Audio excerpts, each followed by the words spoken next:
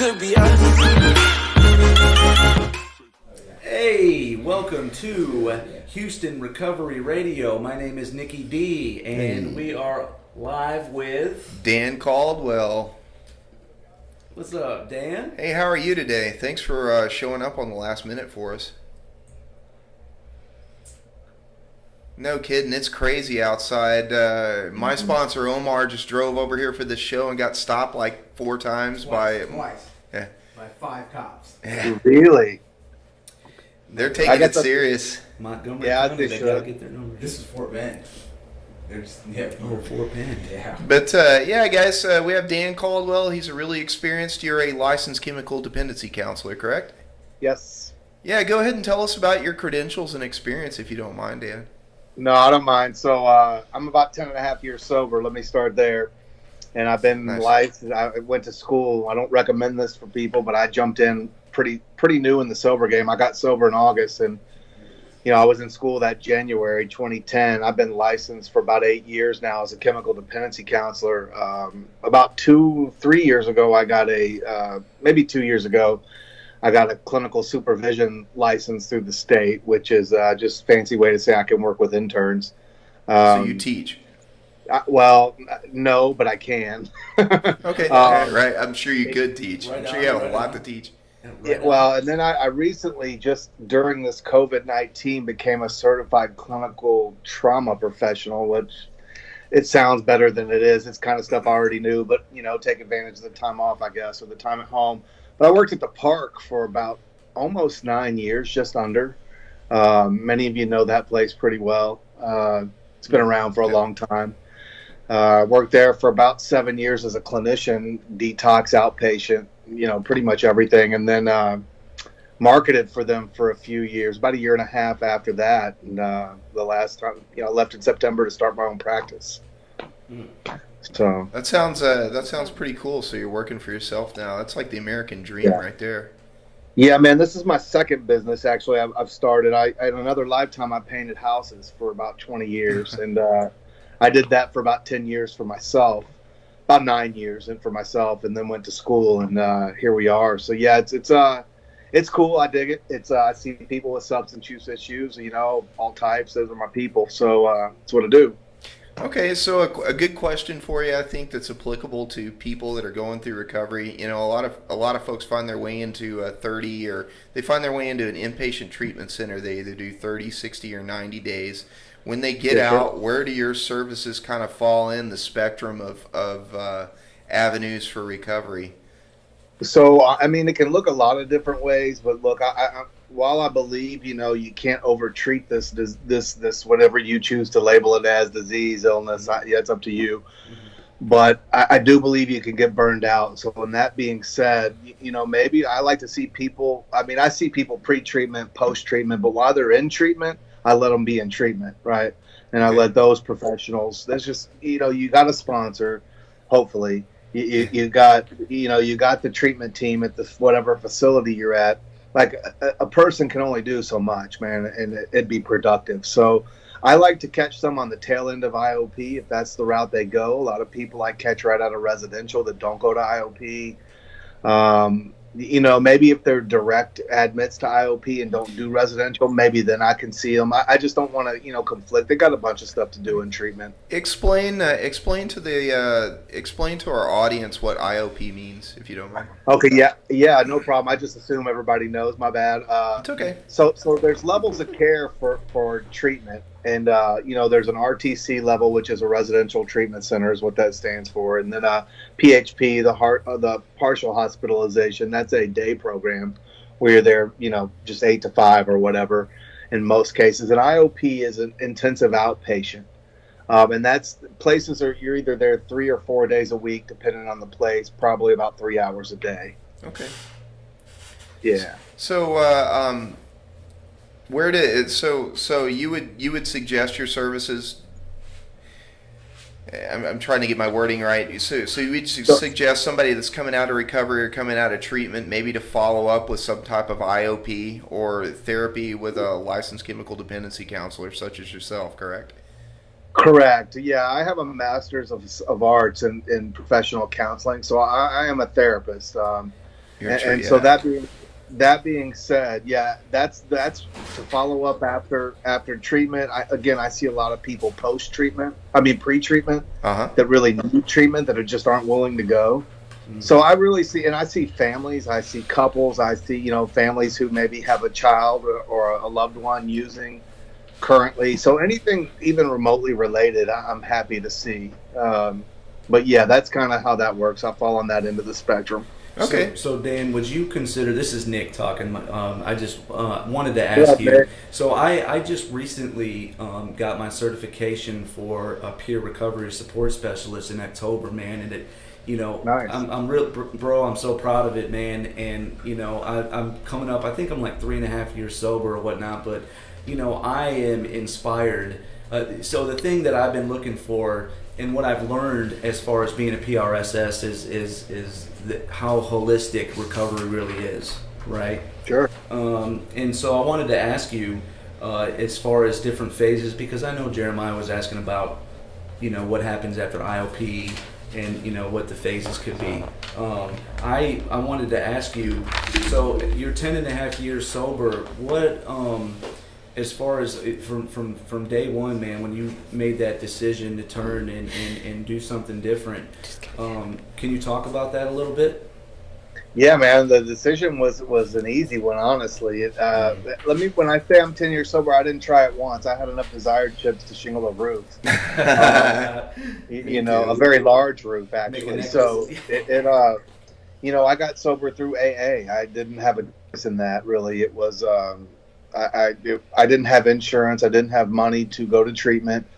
It sure would have made my life easier, but like everybody else, I came to a place. There was an event, and it's amazing how much I don't know if you guys are 12-step guys or not, but the big book of Alcoholics Anonymous is, for something that was written in the 30s, so many sticking points that just apply today, and and this is one of the things I try to tell my people is, I know I certainly, and I get blasted for this a lot, but I hated reading that book. I was really obstinate reading it as well. The vernacular that it was written in, it's hard to relate to, but when you really dig into the words, I think there's a lot of universal truths. At least that's for me.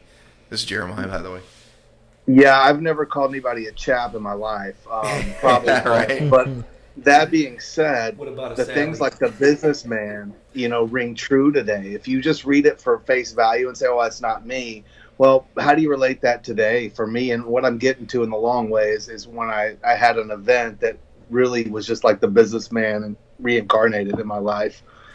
And I just said, had this family event that was scheduled for, my father passed in 93, and we had not been together as a family since. And this was 2009.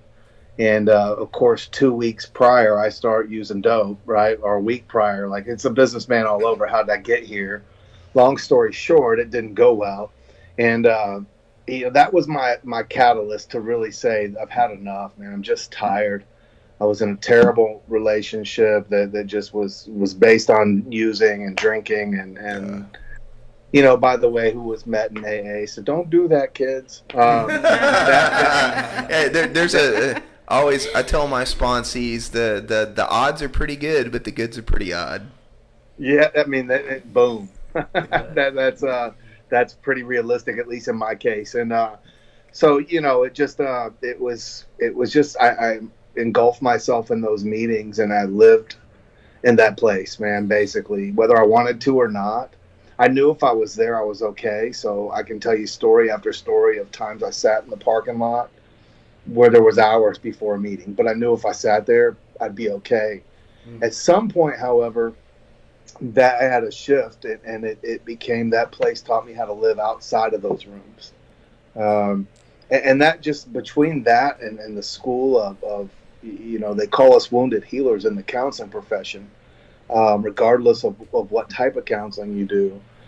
And I think between that and the counseling, I had some good gentlemen in my life that really helped guide me in both school, and I have a professor I still see to this day. And, some good guys in AA, and the rest just kind of, I have a passion for what I do, and that kind of helped keep me going. So, Dan, that's awesome, man. I'm sitting here listening to you talk, about the transition that you made with going from, having to stay in the parking lot knowing you're at a safe place, right? Even if it's a couple hours before the meeting, knowing that you're safe, man, and you have that sense of comfort, right? That something that I can relate to, man, is just that loneliness, right? And then coming into AA, and like you said earlier, you don't know if we're 12 steppers or not, but I am a huge fan of AA, and I tried to exert myself in that, and it became a want to. It was a need to, and then it was a want to, then it was a get to. I don't know if those three were in a timely fashion, but they could, you can skew it anyway. But I feel like that's kind of, I hope, I'm someone like you, man, is an inspiration, and that I feel like I can learn a lot from, and having those similarities, man, makes me, it gives me a good sense of coolness, comfort, whatever you want to call it, man. So appreciate you. Yeah, I appreciate that, man. I've been called a lot of things, man, but we all. That's pretty okay right there. I'll take that. It just, we all, look, AA is not perfect. I'll be the first to tell you it's not perfect. My experience wasn't perfect, but what I will tell you, for me, it was one of the best things going. I will say this: I've recently kind of engaged in a little bit of smart recovery as well. I think there's some value there. I would just say this: look, the book even says is be quick to make use of what's out there, man. Use it all. Keep what works, leave the rest. But AA, for what it is, with the social component, man, it's probably the best thing going. Oh, absolutely. The open-mindedness, is what I hear. We're quick to see where religious people write. We make use of what they offer, and that was distasteful for me the first time I read it. But the open-mindedness, I feel like, is one of the key components for me that set me free. Yeah, absolutely. Yeah. I mean, it taught me how to live. For sure. We were beat into the state of reasonableness, right? Is what I believe the book says. And that's exactly what happened to me, where I became open-minded. I don't know about you, Dan, but I didn't believe in God, man. I didn't believe in none of this stuff. You know what I mean? I had such a hard time grasping that step 2 factor, I struggled with it as well. It's I'm more of a church of cause and effect kind of guy, so getting in touch with any kind of higher power was difficult for me. Now, Dan, the one thing, I'm pretty sure that you're aware about what the principles are, but behind the steps, and practicing those principles and behind the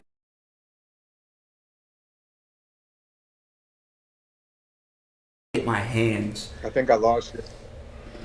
What's that? I missed half of that, actually. Oh, no. I missed half of that. Oh, my bad, Dan. Sometimes I get too badass that I come off the, anyway.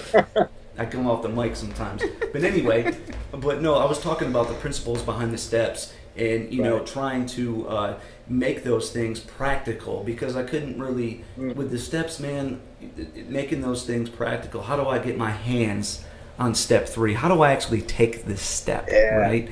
In step 4, it was pen to paper, right? Mm-hmm. So I just, where I'm going with this is with the principles and working those in all of our affairs, right? What you as 10 and a half years later, I'm sure that your program from the first year to now has probably changed significantly. Am I right? Oh, absolutely. Yeah, it adapts, and you go with that. You go with what works. What works for me at 1 year isn't the same today, and it shouldn't be. Right. There are some basics. I don't know if any of you guys are basketball fans or know who Tim Duncan is.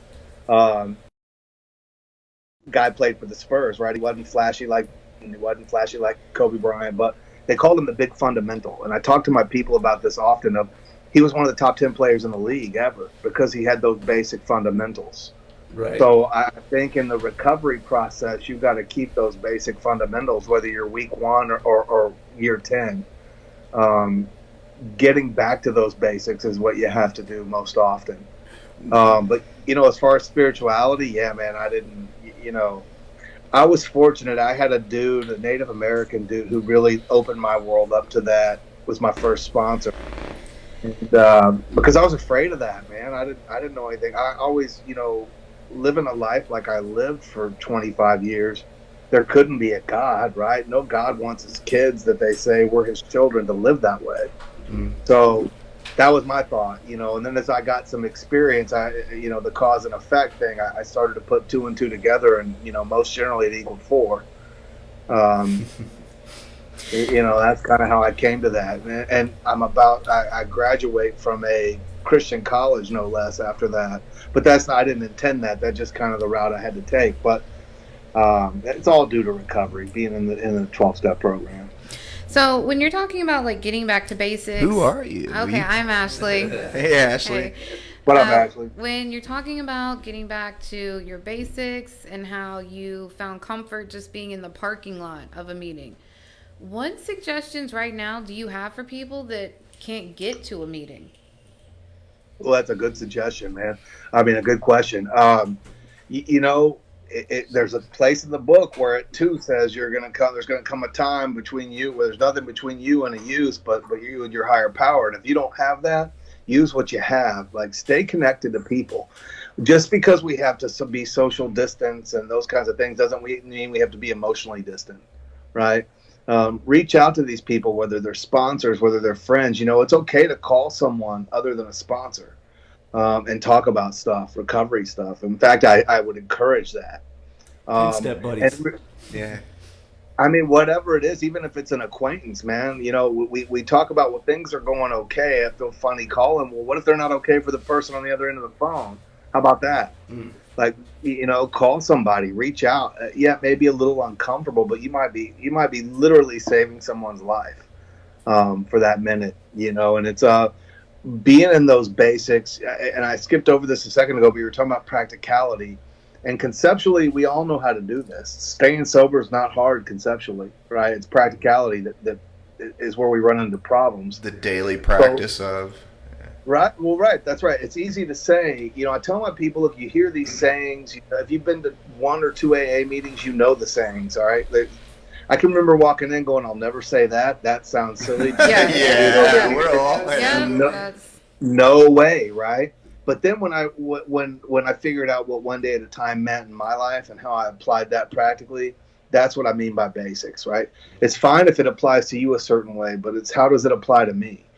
And for me, it was doing those things. And I will say, we all get tired of hearing about gratitude and things, but I will say gratitude is the parent to humility and acceptance. And you know what the book says about acceptance? It's the answer to how many of my problems? All of them. All of them. Every one of them. And I believe that, because if I'm in a state of acceptance, that's not approval, right? That just means for my own peace of mind and my own mental health and well-being, I practice this acceptance. So when I ask people, how do you get to acceptance? I don't know. I'm going to give it up. Right. I hear you. How? Well, I'm going to give it to God. Right. How? You keep asking how, and they run out of room, right? There's no answer. So for me, it's practicing gratitude, puts me in a state of humility. When I'm in a state of humility, I'm generally practicing acceptance. So if I can get to that place of gratitude when I'm by myself with no meetings, right? Because if you think back to the beginning of this program, they stayed sober with 1 meeting a week, right? They didn't have the luxury of 2,200 or whatever we have. You can stay sober regardless of the environment. 10,000 meetings a week in Houston. I mean, there's a lot of them. You were talking about, Dan, humility, and the first thing that came to mind for me, you said with gratitude, and you said it's the parent of, humility, as long as we practice humility, I feel like what you were saying, furthermore, right, when we talk about the spirituality, we talk about God, we talk about letting it go and giving it to God. I feel like the more humility that we can practice, the greater God can be. And God can get it, whatever your definition of God is, right? So it says it's about the spirituality part of this program. Yes. We can't be spiritual if we're worried about everything that's going on in the material world, in the physical world. No, it's that saying like, I can't, he can, right? Like, you have to get out of the way so he can do what he's going to do. Right. By the way, I'm Omar. Hey, Omar. So gratitude is an action word. You leave gratuity because you are grateful.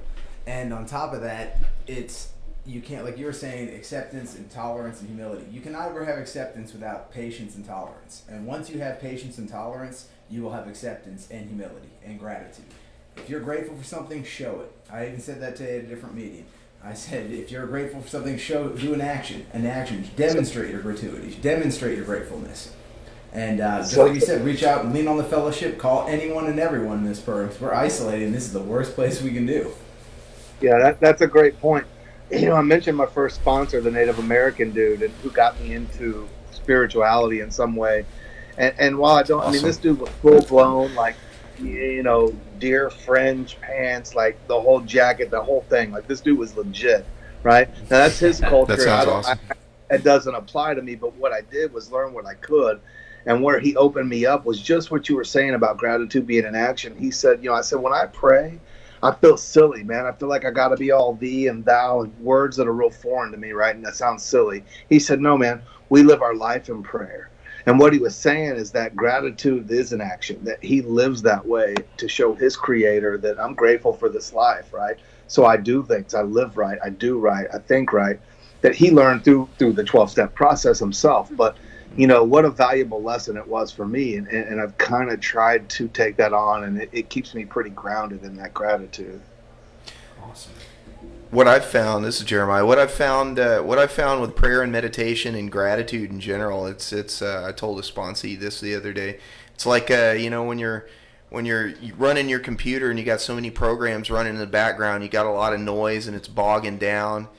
You know, that prayer and meditation's time to sit still and still your mind, and you do a Control-Alt-Delete on your computer to shut down all that crap that's running in the background, and it kind of centers you in the here and now. That's kind of the same thing with prayer for me, which, by the way, I'm in full admission, I'm still working on that. I have a hard time praying. I have to make myself sit down and do it. It's not an easy thing to do. Sounds simple, but it's not easy. No, and this is Ashley. What suggestions do you have for people that maybe they're angry at God, right? And so they're just not trying to hear it whatsoever about spirituality or a higher power?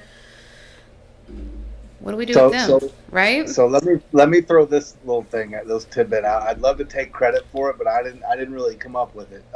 One of the people I worked with in IOP years ago told me, he said, I was trying to explain this exact thing to someone. He said, look, man, this program works in every country it's in. We all have different belief systems as far as higher powers, right? So let me take that away. That made sense to me. That kind of was like, yeah, that absolutely sums that up. Lots of people don't believe in God and still make this program work, right? So it's for me, I guess, with those folks, of course, I was one of those folks, angry at God. If there was a God, I didn't like him, right? That being said, step 2 was explained to me that it says I came to believe. It doesn't say I believe right now. It says I came to believe. And how I came to believe was through working that program of action. And eventually some things started happening. And, you know, one coincidence was fine, but when it was 10 of them, it's kind of that thing. If one person tells you you're an a-hole, don't worry about it. But if 4 people tell you, you might want to take a look, right? Well, I had too many coincidences adding up that I had to take a look at, man. Yeah. And so for me, that's how I kind of, but it said I came to believe. It doesn't say anything about I believe right now.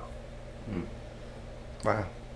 So let's put some action in place, right? Let's stop the bleeding. Let's stop the bleeding. And then let me explain it like this. I had a professional gentleman come in, older guy, never been to treatment, never been to counseling, and he said, you know, I assume we're going to look at my childhood first. I said, oh yeah, we'll probably get there at some bleeding. He was an engineer, and what he didn't understand was, you know, he wants black and white concrete. We're going to look at the root of the problem and we're going to work out. Well, you know, with this recovery, we work from the outside in, meaning we stop the bleeding, right? And then we work on the rest of that, and that includes spirituality. It's not a requirement for the first time. You got to have a desire.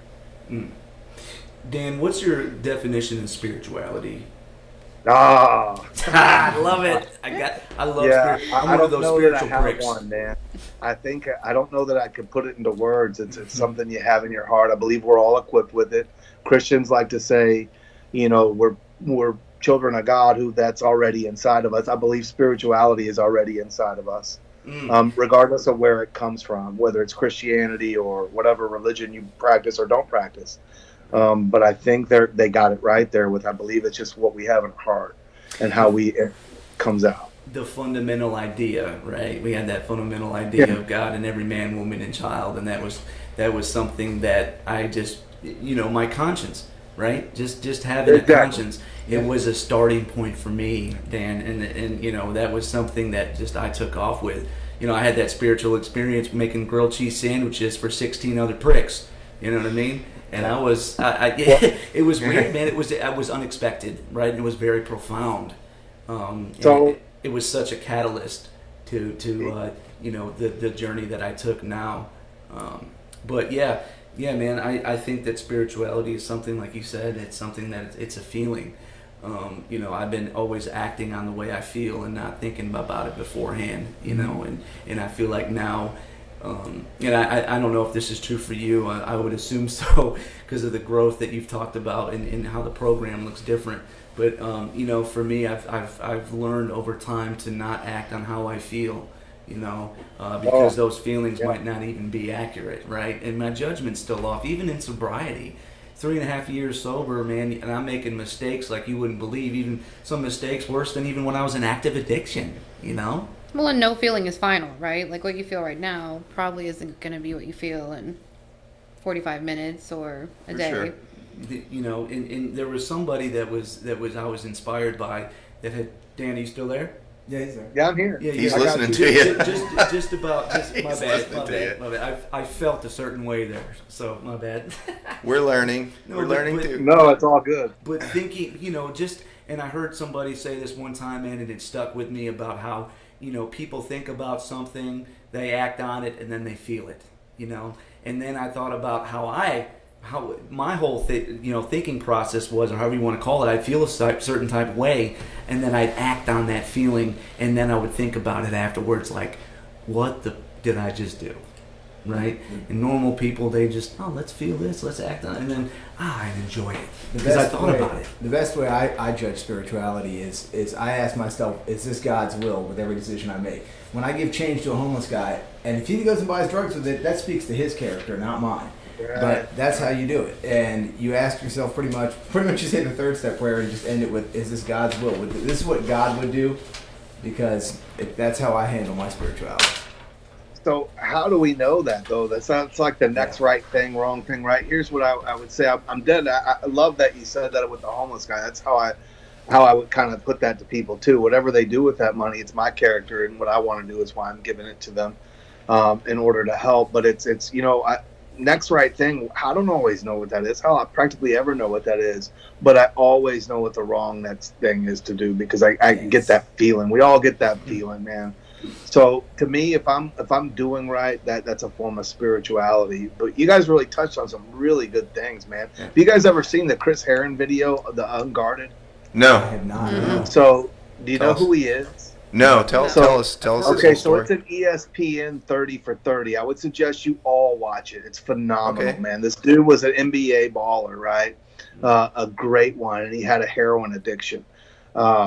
And he talks about he's many years sober. He's like a great circuit speaker now, really a champion for recovery. Oh, this guy's in like Philadelphia, right? I'm sorry, I didn't mean to interrupt you. I don't know where he's at out of currently. I mean, I know he's from Boston originally, but he talks about finding his spirituality and finding himself what he called the pot sink in a therapeutic community treatment center. He's like, NBA baller, millions of dollar contracts. I'm sitting here washing dishes for 45 guys. And he said that he didn't leave that spot for like 6 hours one day, and that's where he really came to find himself. So I love stories like that. I heard about that, Chris. Yeah, it's fantastic. But you talk about feelings change, and I love that. Nothing good comes from reacting. Never. It just doesn't. And there's a comedian named Mark Lundholm that came to the park every other month, still does. Great dude, but he would always say he would put FTW on the board and ask everybody what that means, right? What do you think that means? Fuck the world? Right, okay, but what it means is first thought wrong, right? Oh, and that's for him, and that's what everybody would say, right? And his point is sometimes I've got to work past my first thought, second, third, fourth, whatever it is to get to what's right. I really like that over the years. And there's all kinds of exercises to do clinically to change those thoughts. But, I think, was it Ashley? Is that your name? I'm sorry. Yeah, I think you said, if you wait 45 minutes, that feeling's going to change. But the problem is we react, and that's something we can't do. Good stuff, man. That's fantastic. I do enjoy that. You just totally reminded me of something one of my old sponsors used to say. He goes, Omar, the first thought you have, you're wrong. Just accept you're wrong right off the bat. Because it's exactly with the same thought. First thought, wrong. No matter what the situation, you're wrong. And he was right about that. In most cases, yeah. I mean, same here. And you know, somebody was talking a minute ago about making mistakes. And you know, look, dude, 10 and a half years sober, I make mistakes. I'm human, right? I still get upset when I shouldn't. I still act out, you know. On my way out of the park, it wasn't pleasant. Let's put it that way. And, you know, I had a part in that. I'm human, man. Yeah. I don't, that's one of the things that's the beauty about this program. I don't have to be perfect all the time. Right? Progress, not perfection. I have to, if I can do these principles and practice these principles more than I don't, my life is pretty good, even with the mistakes. Mm-hmm. Perseverance. Yes. Well, you know, one that saved my life more than once is personalities and principles. You know, what's the difference? Put my principles before my personalities, because my personality will tell you that in a heartbeat. And my principle reins that back in, right, and says you probably shouldn't do that. You know. Absolutely. So just a little bit more background. Where did you go to school? Where'd you do all your college education? So I had a long, it's kind of a funny question, because I didn't take your normal route, let's just say. So I dropped out of high school in the 10th grade, and about 1989 maybe, I think. Don't let the smooth taste fool you, man. I'm a little older than I look. But that being said, then I got a GED about 10 years later, 98 or 99. And then in 2010, I went to Lone Star College here in Texas. Okay. And just went. It's a long. You know, I got some lung issues. I was painting the houses. Had some medical issues. You there? I think it froze. Give us 1 second, Dan. We're having some Technical issues. Yeah. I think our producer is somewhere taking a dump, maybe. Oh no, he's back. Nick. Is he No, back? he's monitoring the broadcast. Okay. So he's working on it. He came back in the room with sweat on his forehead. It's ridiculously hot in here. Oh yeah, or you taking a dump? Yeah. Dan, we can't hear you right. Okay, now you're back. You're back. back. He fixed it. Okay. Dan, So, yeah, I was just saying, you know, I went to Lone Star, and I did well there, and I enjoyed it. I was able to, you know, the LCDC license doesn't take a master's degree. So with an associate's, you can get that. They give you 5 years. So long story short, I got on with the park and was able to get that license. All came together at the same time. And that's where I was going to leave it. But then I was kind of encouraged by some colleagues at the park. Said, hey, man, you know, an old professor at Lone Star would say, you owe it to as many people that you don't even know, hundreds that you're going to work with, to be as educated as you can. And there was talk they were going to move us up to a bachelor's degree for the life. So, and long story short, I went to this place called Liberty University because I got in. I went to a place called... No.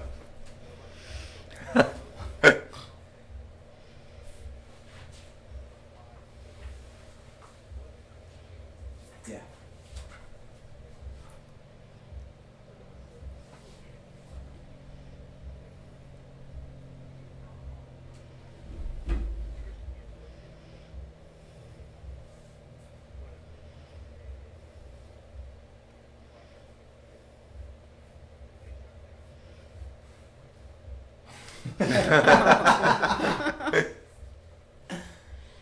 Right.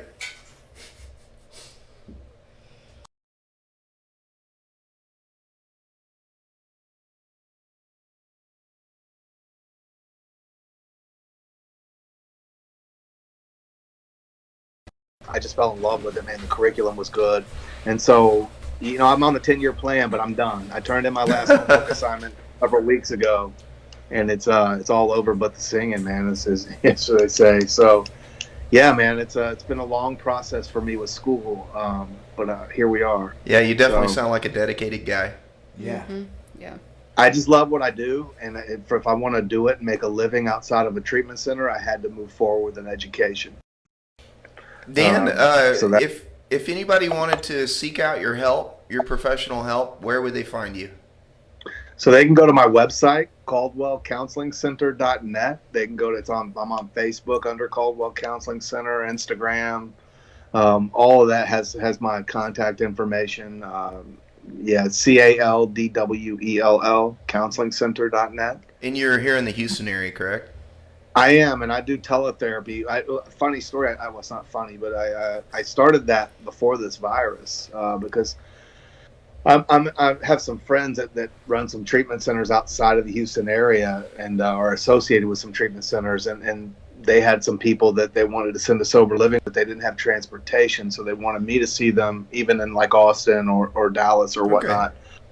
So I see teletherapy throughout the state, but here in Houston, I have an office in Katy and in Spring Branch. I'm actually right up the road from you guys. I'm on Gessner and Kemp Forest. Okay. Oh yeah. Or Kemp Wood. Yeah, I'm right up this road from you guys. I have an office there that I'm at 4 days a week under normal circumstances. Right now, everything's all teletherapy. Yeah, for sure. That's what we're learning, and we're new to the podcasting thing, so we actually had to sit down and figure out the technology to pipe you in today. Thanks to Chris Churn over here, man. He really got in and dug in and did his homework. Yeah, he did. My buddy Churn, man. Yeah. Well, yeah, this is cool, man. I appreciate what you guys are doing. These are some things that we can do that are, as a community, that are outside. Kind of to touch on what Ashley was asking earlier about people sitting at home. These are the kinds of things that people are attracted to. Look, I love meetings. I do, and I love people going. I love all that represents. But these are the kind of things that are different that people want to do. Listen to speaker tapes on your own. Do these kind of interactions. It can't be all meetings, man. Your recovery is much more than just meetings. Yes. Yeah. Amen. Yeah, it's definitely in it. On the back of the coin, Unity Service Fellowship. Right. That's there. right. Yeah, for sure. Having the right people around me and 12 steps are definitely a big part of it. But and Dan, it's changed for me, man. In the beginning of my sobriety and my recovery, man, I would hit meeting after meeting after meeting, and it was mandatory for wherever I was going, right? And then eventually now, the meetings in my recovery, like we were talking about earlier, about how it's changed even significantly, even 3.5. What my recovery looks like today did not look the same 3 years ago. Oh, of course. And I tell newcomers that. I tell people that I introduce to the program that want to get sober, I say, look, man, this is just one phase of your recovery, my man. That's right. You're basically going to boot camp right now. What you're doing is you're making an investment for the future. So someday, hopefully soon, you can go to a meeting and see what you can bring to rather than get out. Yeah. Yes, I just went to the virtual Zoom meeting for the alumni rights stuff. We got a new sponsee this morning. He told me he's only 30 days in, and how do I change his thinking? Because that's what the topic was. And I was like, look, you're right where you need to be for 30 days. Don't worry about it. You are exactly at the position where you should be for your timeline. Feel it up. Yeah, exactly. You still got pause. Don't worry. You'll get past post-acute withdrawal syndrome. So, Dan, let me ask you something personal. How many meetings do you go to now in your... I'm just curious, man. If you I don't. You don't? Okay. I don't. Okay. Yeah, I mean, here's the deal. This is. I want to stress to you about a couple things. So I don't generally share that with my people because I want them to go.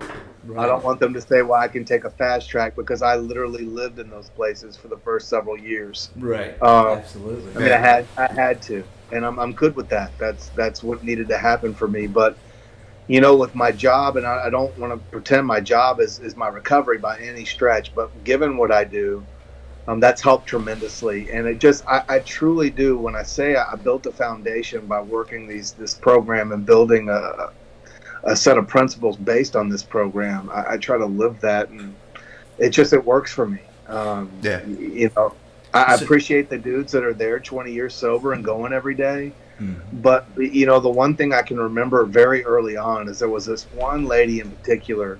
She was 20 years sober. And she would say every day, I go to a meeting 7 days a week because I don't know which one's keeping me sober. And I remember thinking that had to be the dumbest thing I'd ever heard.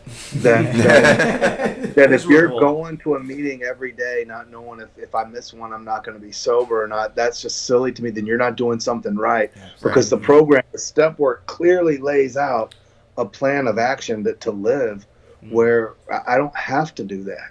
Now, you want to go to give back? Great, do that. But I give back in other ways. But if you're still going at 20 years not to drink, I don't know. It's just, and I know a lot of people in the program take offense at that. And I'm sorry, I mean no offense to anyone. You do what works for you. Right.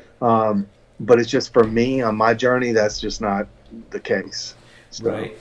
So Dan, let me ask you one more thing, man. So we were talking about the book. We referred to the AA book a few times, and I wanted to talk about modern day recovery compared to back then, because for me, what was easy for me is once I got out of treatment, because I don't think they had treatment back then, to be honest. I think that they had, right. And I feel like it was almost an advantage for me because I got out of treatment, man, and I went to Houston and I hit the ground running. I wanted to be around other alcoholics and addicts that wanted to were on the same mission that I was, and I wanted to reach my hand out and help, because I had that excitement, right? I had that want to, the book in my hand, in the 12 and 12, looking all nerdy, coming up to this sober living, going, hey guys, you want to do a big book study? I'm just that, and they're looking at me like, who the is this guy? You know what I mean?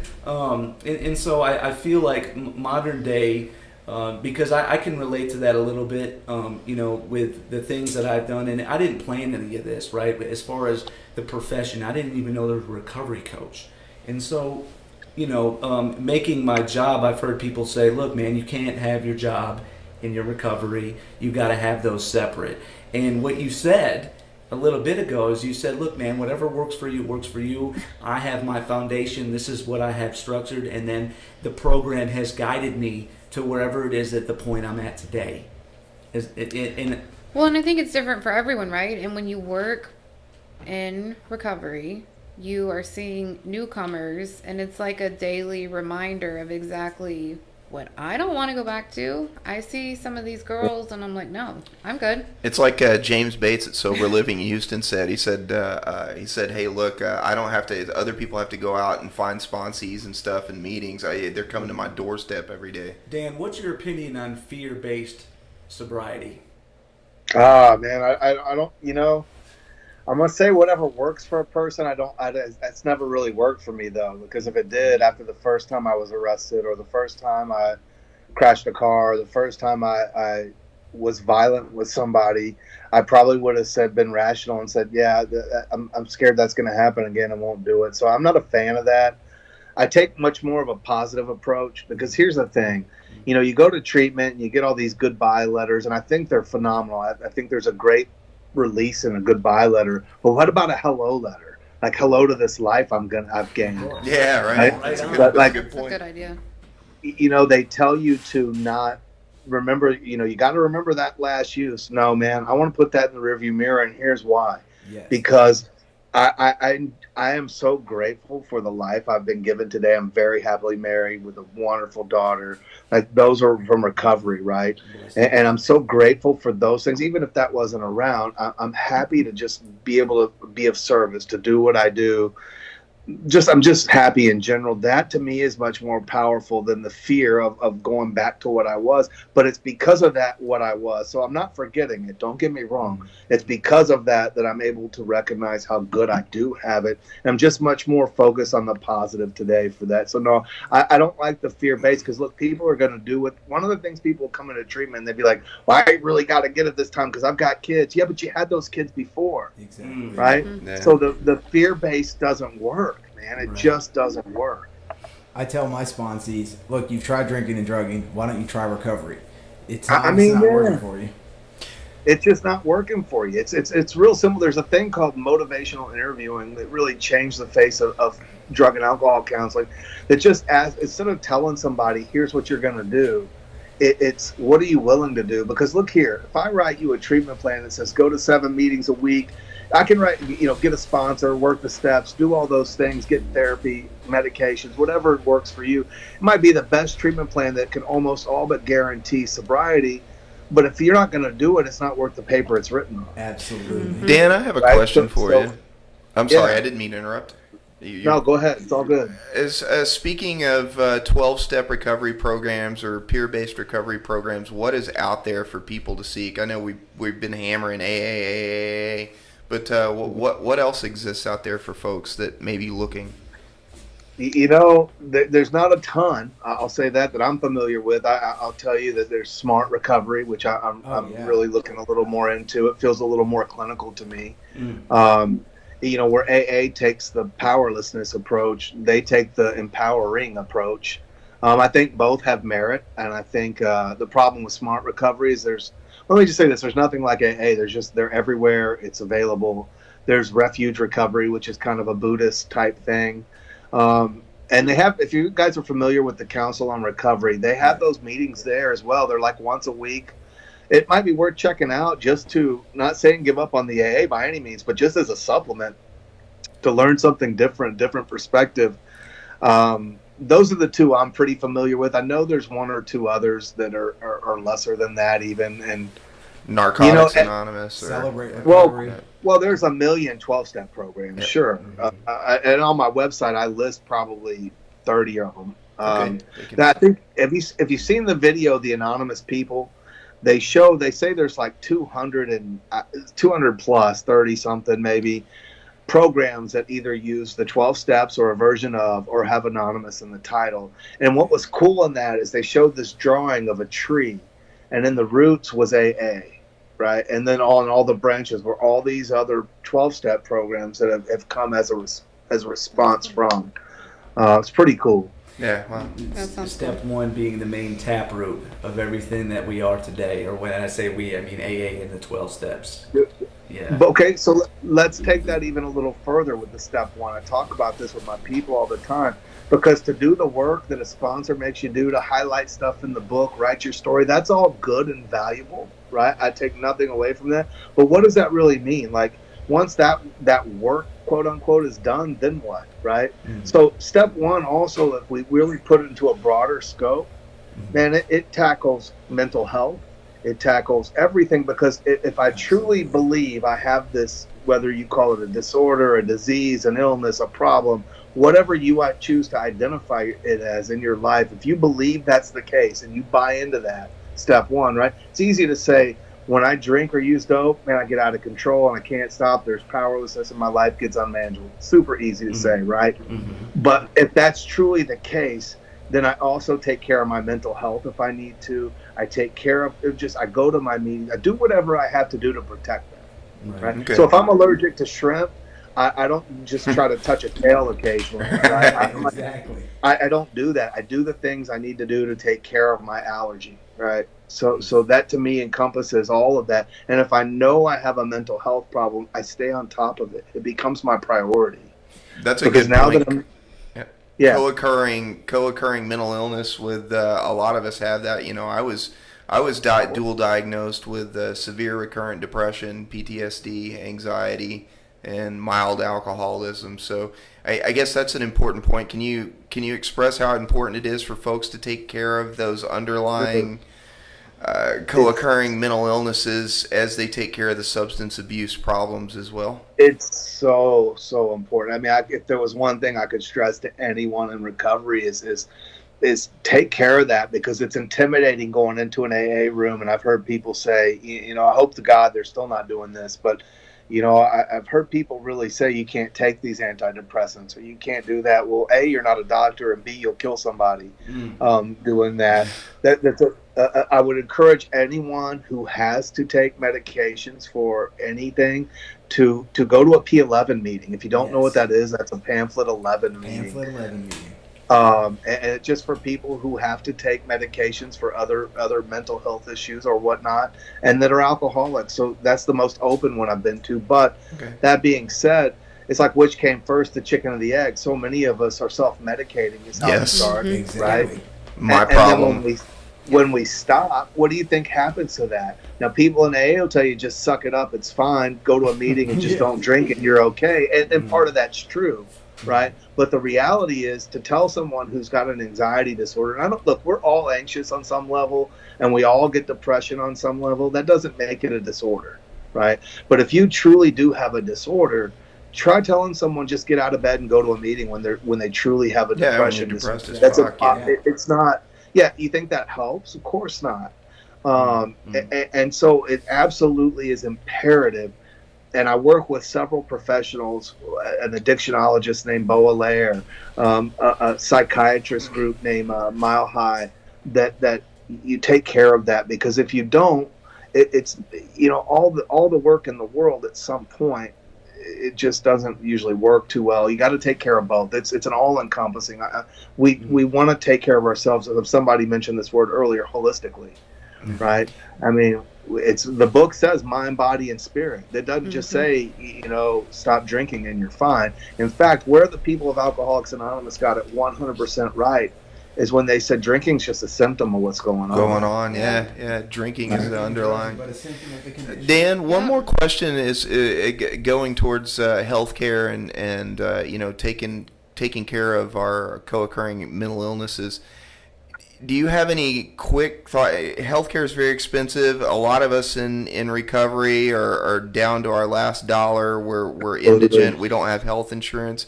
Are there any resources in the Southeast Texas area where people can go to and get their healthcare needs met and their psychiatric needs met? Are there any channels they can start with? So there are. The Council on Recovery is the place I would start.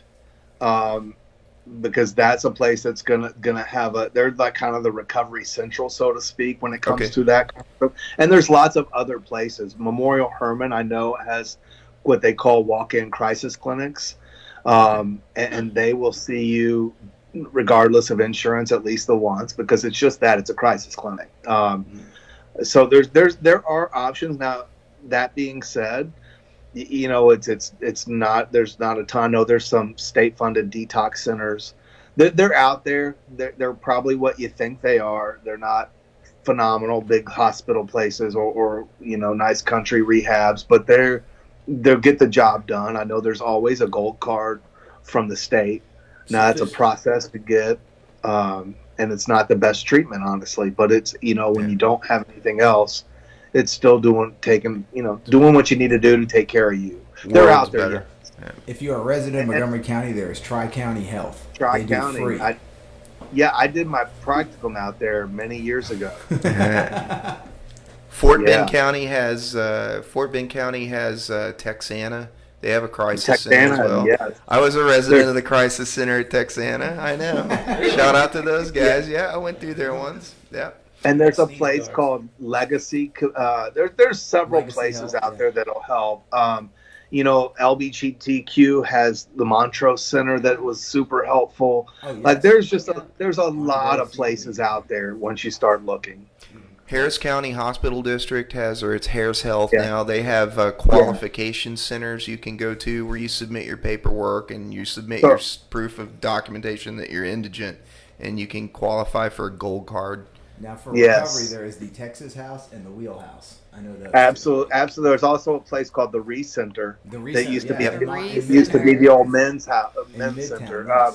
There's also, if you go to HoustonHomeless.com, I think it might be .org. I think it's .org, and they have what's called a help card, or they used to. They may have replaced it since, but it literally highlights just page after page after page of resources, from getting an ID, vision, dental, to food pantries, to mental health places, to treatment places. I think the last I looked they changed it, but I have an old copy I'm happy to send to you if you ever need it for something. It's just a wealth of low income resources. Yeah, we'd love to get that. We'll put it in comments on this post. Yeah. Dan, there's also, lastly, the United Way usually has some pretty good resources. There's the United Way in Fort Bend and Stafford. I forget which Friday, second or third Friday of the month, has a meeting called Fort Bend Connect, where they go like 8 to 10, and that's all it's for, is for low-income resources. They just share resources with each other. It's a phenomenal meeting. There's also in South Montgomery County Interfaith Group. They do that too. There's lots of them that are helpful out there. Dan, as far as mental health goes, man, I wanted to get this out there because for me, I'm dual diagnostic, my bad. And, I feel like there were so many times where I went to these places. I went to NPC, I went to HCPC, and I would get, prescribed these medications. for instance, Prozac or something that would take about 30, 45 days, they tell me to kick in. And I'm over there going, you're kidding me, right? And the doctor would say, yeah, we'll just revisit this in about 45 days. And let me say this too. I was homeless, and so it was very hard. I feel difficult for me to not only stay sober, but also take these medications that's prescribed. It was so rough out there, because I've been homeless. I did all that HCPC, and so having one with the other, you said that it's holistic, right? And I really have, I'm empathetic, especially with the homeless population right now. I work with directly, and how hard it is and difficult for somebody not only to maintain their mental health but also their recovery at the same time. Stay on their meds. Yeah, because if you look at it, you have one illness that's the most misunderstood, in my opinion, illness on the face of the planet, right? And they tell you got to believe in God.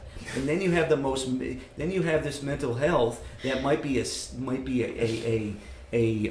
symptom, right, of what it is that you're dealing with your untreated alcoholism, right? So you have two things there, two factors that I feel like when guys can overcome that and they can do that deal, man, it's something else. It's a whole nother level of, in my opinion, recovery. So your question is where do they go to? How can you stay on your medication when you can't afford to revisit the doctor? Or, my question is, how many have you seen in your experience? Have you seen a lot of people that have co-occurring disorders recover? Oh, absolutely. I mean, because think about this, and really take a look, and how many people are would you say truly, and I know there are some, but are just truly substance use disorder, right? Meaning almost, I very rarely have met someone that doesn't have a co-occurring of some kind. It's very rare these days that one doesn't follow the other, right? So I don't want to put that blanket over everybody by any means, because there are certainly some people that don't, but the majority of people today do have some kind of co-occurring disorder. Now, to what level that rises, I couldn't tell you. Everybody's different there, but absolutely. So I want to remind you on this topic in particular so one of the things I challenge my people to do, and just kind of follow me here for a second, it might sound silly at first, but is to picture a pizza, right? I'm a fat guy, I like to eat, so everything's about food, right? So picture a pizza, right? And in each slice, you can put something. You can put your addiction in a slice, your recovery in a slice, your mental health in a slice, your family, your education, your career, on and on, your likes, your dislikes. You can go on and on and on, right?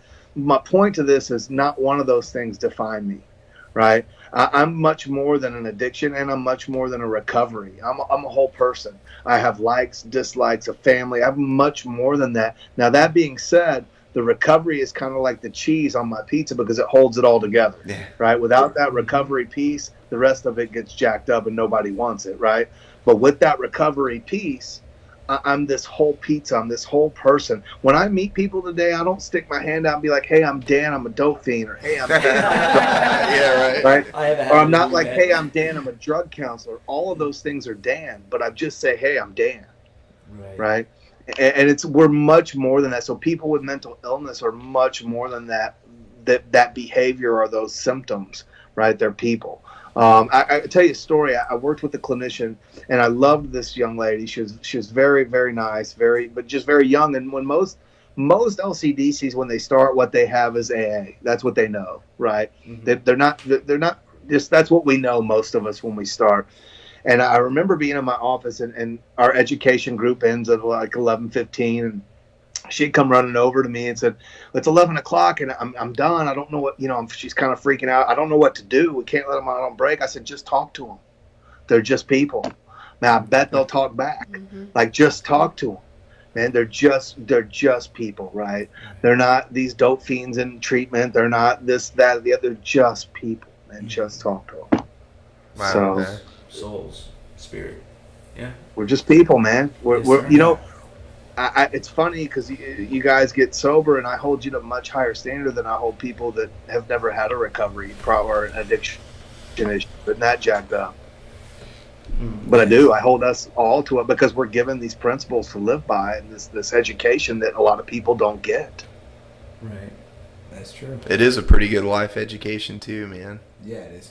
Yeah, it's nothing like it. And you're talking about gratitude, Dan, you know, the timeline about from 1939 to now, the solution that we have that so many of us can get free, right? And then before that, I mean, it says alcoholism has been around since man first crushed grapes, right? And so to be in that little timeline, if you think about it in perspective like that, you know, we are some fortunate mofos, you know what I mean? Very lucky. Absolutely. You know?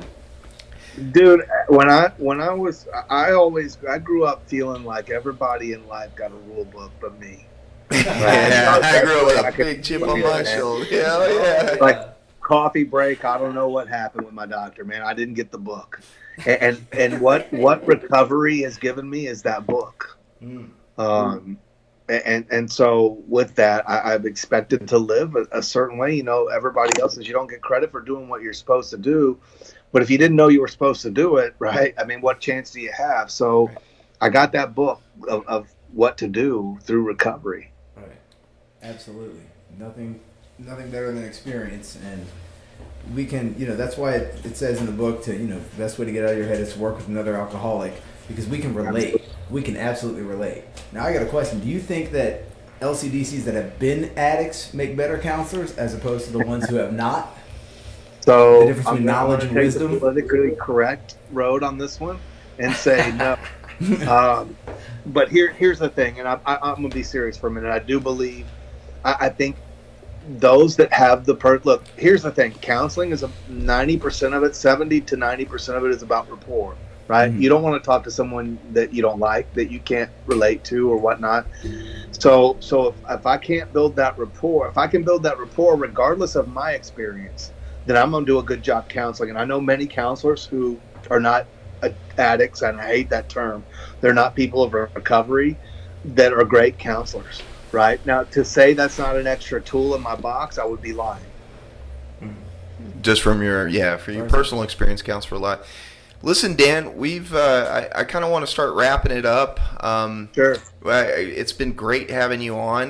Once again, will you let everybody know where you can be found, your website? Yeah, I appreciate it, fellas. CaldwellCounselingCenter.net. Okay. Again, you can find me on Instagram, Facebook. Yeah, I appreciate it, guys, all of you. Yeah, no worries. We appreciate your time, and thanks for letting us pick your brain. And I'd also like to give a shout out to Sober Living Houston for giving us this set space and letting us do this rent free. It's pretty cool. So, Is there a code word for today? is there a code word for today? Meeting code word? Yeah, meeting code word for today. Billy Bob. Billy Bob. Right off the bob, bro. Yeah. Hey, Dan, if you need any recovery coaches to help you out with anything, man, you know, get at me. Nikki D. I'll help you out with whatever, man. I am inspired. This is the path that I want to go down, Dan, and I really, really appreciate your time, man. Thank you so much, bro. Thank you so much. Yeah, I appreciate it, man. Any way I can help, I'm happy to, guys. Yeah, Yes, thanks. sir. Yeah, hey, get the word out for us, Houston Recovery Radio. Will do. All right, Dan. All right, thank you. Thanks. Dan. Have a great day. Thank you, bro. All right, you guys have a good one. All You right, too. Dan. Bye. Bye. All right, All bye-bye. the best.